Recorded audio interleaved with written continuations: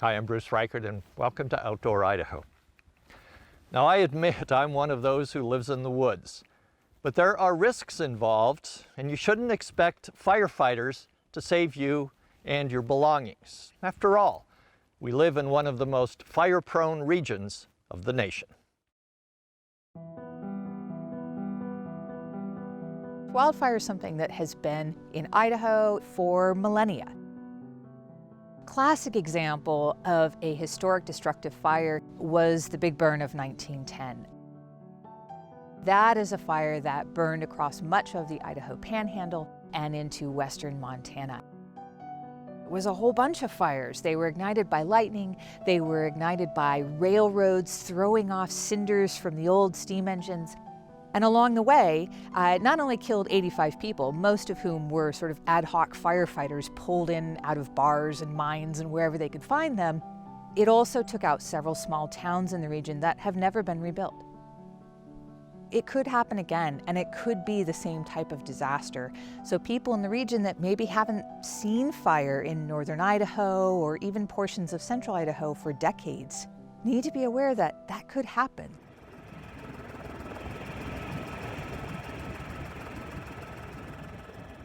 Fires as large as the 3 million acre Big Burn are rare, but ones that scorch 100,000 acres or more are increasingly common. The 2016 Pioneer Fire in the Boise National Forest started in July and burned until November, devastating nearly 200,000 acres.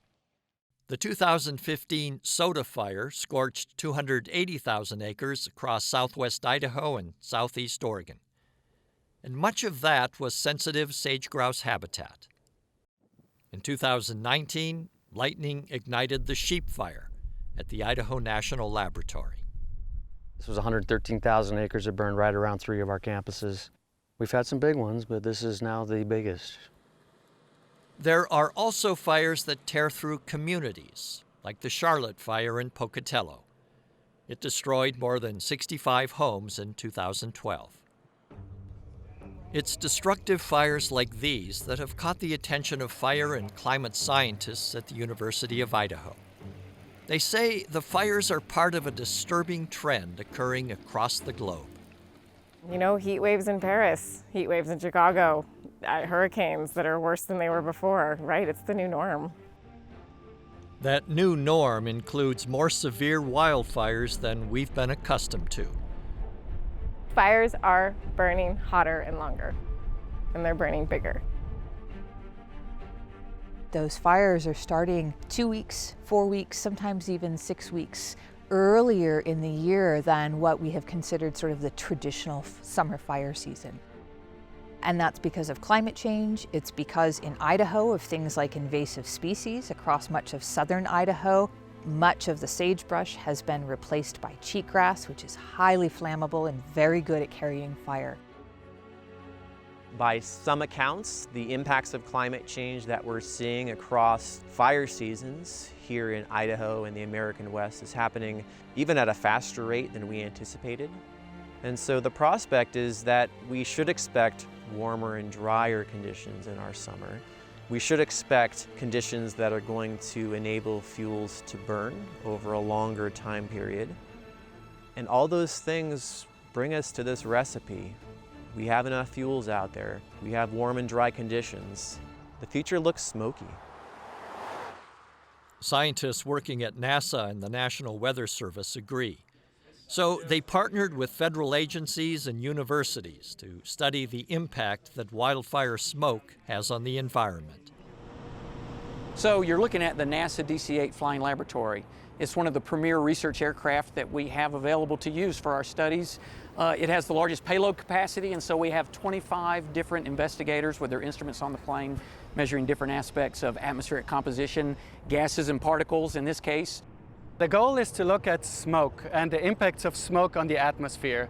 And especially if you live here in Idaho and Boise, for example, you had many years where you had a lot of smoke in the area and where you have been really impacted with smoke from these fires. This is a big deal. This is probably one of the biggest air quality projects that's ever been conducted in the US. And this work is not just about the Western United States, but what we learn here from these fires is going to be extrapolated to understand what's happening on a global scale. In 2019, NASA's DC-8 was stationed out of the Idaho Air National Guard Base in Boise for nearly a month during the summer wildfire season. It flew several missions to study wildfire smoke emissions. One of those flights was bound for a fire in eastern Washington, but was rerouted shortly after takeoff. 10 minutes into the flight, we saw a big smoke plume out of the Shady Fire that was burning northeast of Boise in the mountains. So what we did is we flew over the smoke itself and looked at the smoke from above, measured the clear air, and then we started to go through the smoke plume. So the black line is where the aircraft flew, and the color on it is the concentration of carbon monoxide.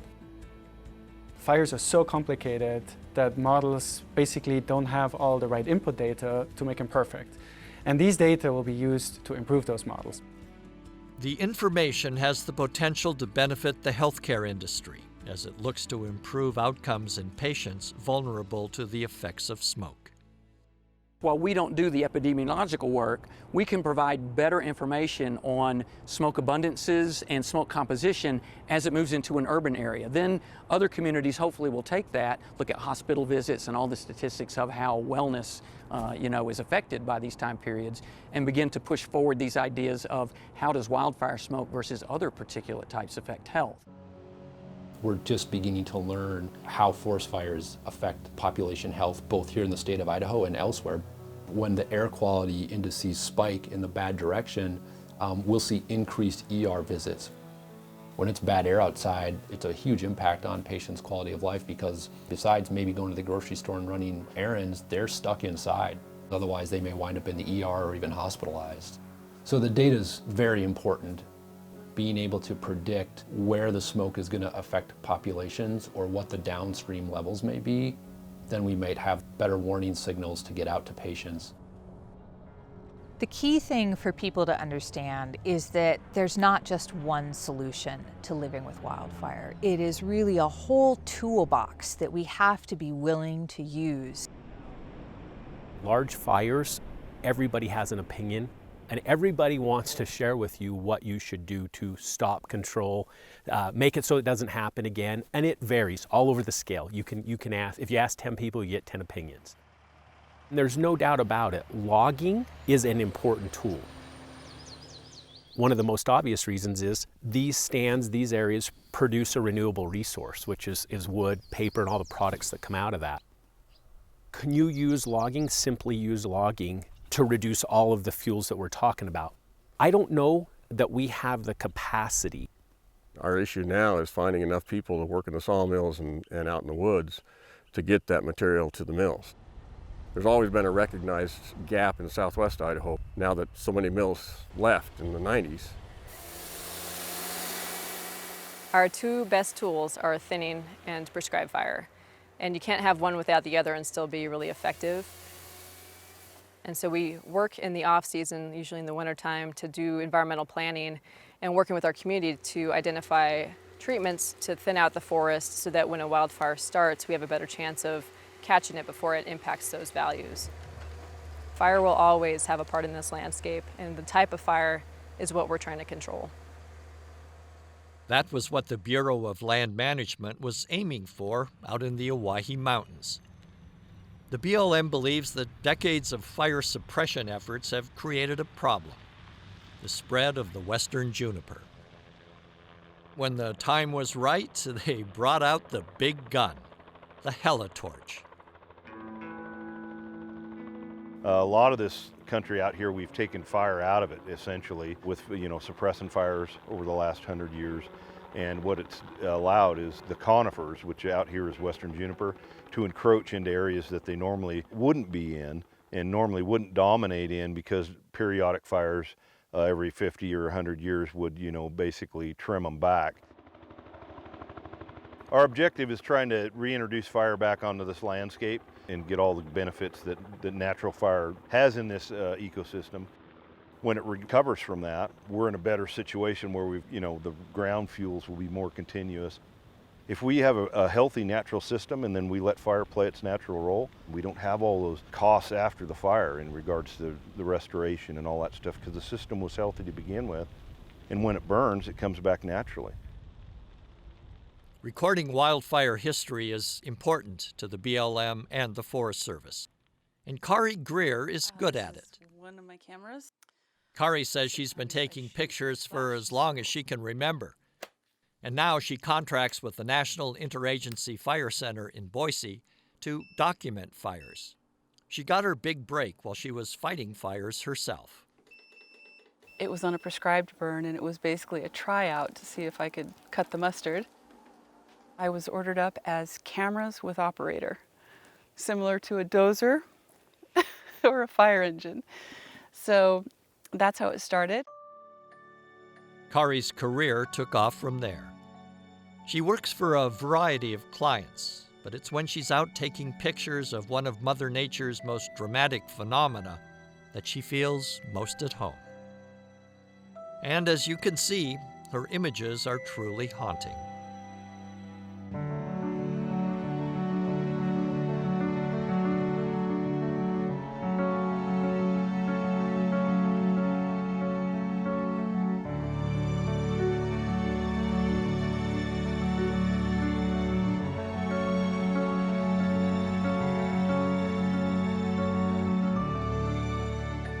Fire is so photogenic. It's just spectacular. I like to think of creating a canvas when I'm taking pictures. And composition to me is really important. Kari is just one of a select group of still photographers given this kind of access. I think there are about 8 photographers around the country who are single resource wildland fire resources. I know that there are many more who would like to be because everyone hits me up. How do I get your job? But photographing wildfires is a tough business. At times, Kari can be working for weeks alongside a fire crew. Fatigue is a bit of a problem because you work really long hours, at least 16-hour days. You end up sleeping on the ground a lot. There aren't a lot of luxuries, but I love it. We asked Kari, out of all the wildfire photos she's taken over the years, are there any that stand out to her? I think I do have my top favorite images. I have a picture of a column on the Pioneer Fire. It's a 30-second exposure, so it's got this kind of water movement to it. Your eye is a little bit confused, and it makes you want to look again. It's a still photograph, but it seems to blur right before your eyes. But I really love the people pictures. Trying to capture what they're out there doing, kind of getting right in where you can kind of see the ash and the soot. It's all written on their face, what's going through their mind at the moment. I love those. The shots are candid and they're not posed, and it's authentic. I also love a running crown fire photo that I took a long time ago. It still sticks with me because it's dangerous. You need to be to the side of it. You cannot be in front of it. If you're behind it, you're not really going to see what's happening. It's exhilarating being on fires. Oftentimes, air tankers are dropping retardant when the fire's active, and that's always fun to try to get a good vantage point for those guys.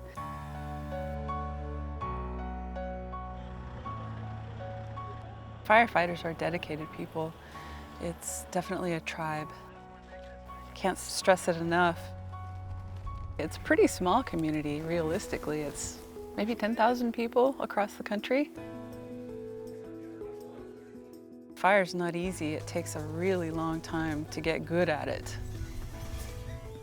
And I really do feel strongly about showing the public what firefighters do, even though they can't see them out there close to the line and underneath that giant column, that, yeah, they're out there working this, and there are boots on the ground.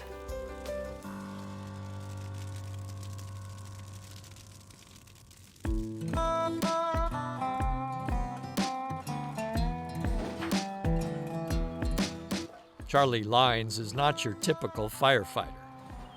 He's a cattle rancher by trade, but he's also a member of the Mountain Home Rangeland Fire Protection Association, or RFPA. An RFPA is ranchers that have come together to help the BLM with the wildfires on rangelands. Before RFPAs, it was illegal for ranchers to fight range fires here. But that changed when they formed a partnership with the BLM and the Idaho Department of Lands that allowed them to get their red card certifications. These folks have come together for their annual refresher course. We asked the BLM to do the training for us. We feel that's critical. Before RFPAs, we still responded. It was contentious, but essentially what we were doing was outrunning the BLM. We do whatever we could before the BLM showed up, and then do as much as we could until they ran us off, and then we were constantly, I guess no better way to put it, we were constantly sneaking back. Before fire season hits, Charlie does what he can to be prepared. He creates fire breaks, hoping they'll slow down the kind of large range fires he's experienced over the years.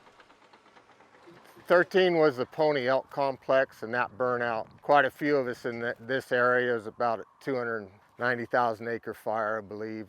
For us personally, it burned up 90% of our country and about a third of our cows.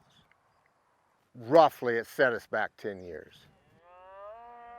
Charlie hopes the existence of RFPAs is helping to ease tensions between the ranchers and the state and the federal government. It's a partnership. You're there to make the other guy successful. And if people approach it that way, that's a big deal.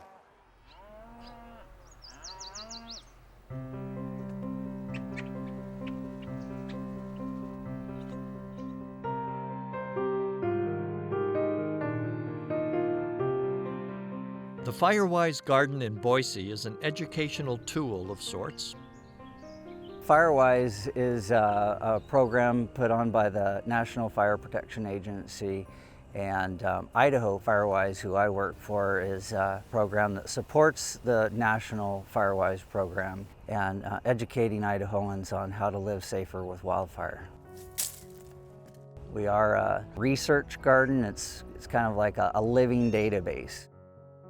We are working with a zone concept, creating space away from the home. So zone 1 would be the home itself, having gravel 5 feet around the home, no combustible materials.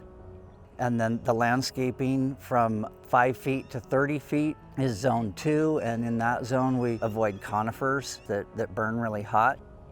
We don't want any tree canopy within 10 feet. And then as we get a little bit further and further away from the home, say zone 3, 30 to 100 feet, the canopies can be within 12 feet of each other, and the spacing kind of diminishes as we get further away from the home. Wilderness Ranch outside of Boise was the first subdivision in Idaho to become Firewise certified. And just over the foothills to the west is another Firewise community, Avamore. Avamore was planned that way from its inception. We identified that the possibility for occurrence for wildland fire was pretty high, so I recommended that we become a nationally registered Firewise community and actually develop a pre-development Firewise plan. The primary aspect of the Firewise plan relative to wildland fires is not to stop the fire. The idea is to slow the fire until fire responders can get there and put it out. With the Boise foothills, it's not if it's going to burn, it's when it's going to burn. Stephanie Nelson is the Valley County Firewise facilitator, and her job has been challenging. So many people are coming here now from other areas, and I truly believe that we have to appreciate what we have here in order to continue to enjoy it. We have spent a lot of time and effort working with landowners in the community, bringing grant funding into the area so that we can facilitate the type of fuel management that probably would not otherwise happen on private property. McCall is now a Firewise Communities USA. And that includes the 11 wooded acres that Connie Ickes calls home. Stephanie found grant money to help Connie clear her land. I really try and get across that neighbors have to work with neighbors, and they have to be willing to all join together and say, you know what, I can live without that tree. I can do with a little less privacy, and we're going to work together for this solution. You have to start small, and it's an ongoing project. It's not something you're just one and done. I wish I had pictures of before and after to show you, because it's a tremendous difference of what it looks like and how much safer it is.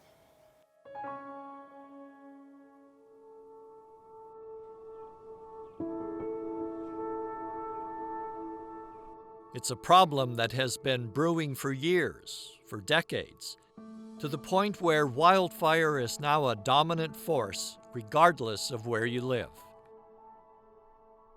At the very least, it will require collaboration among state and federal agencies and individuals, because business as usual may not be up for the task ahead.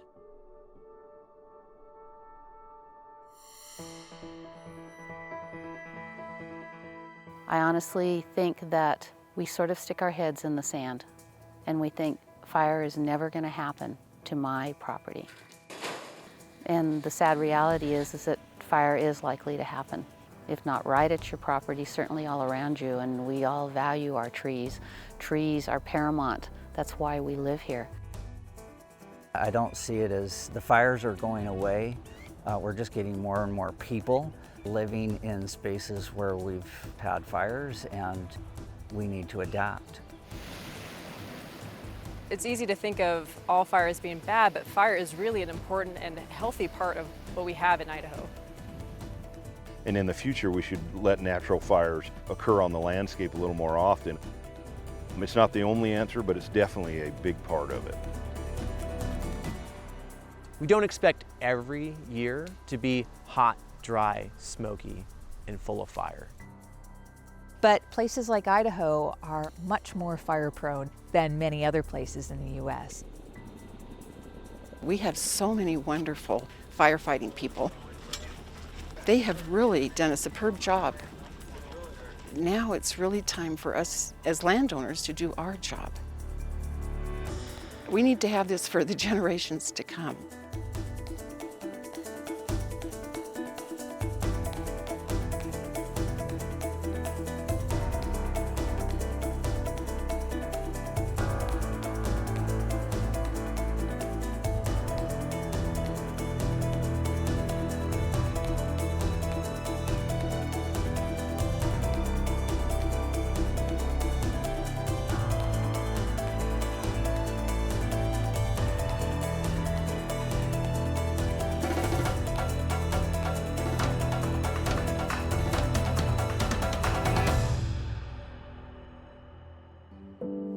Funding for Outdoor Idaho is made possible by the Laura Moore Cunningham Foundation, committed to fulfilling the Moore and Bettis family legacy of building the great state of Idaho, by the Friends of Idaho Public Television, by the Corporation for Public Broadcasting.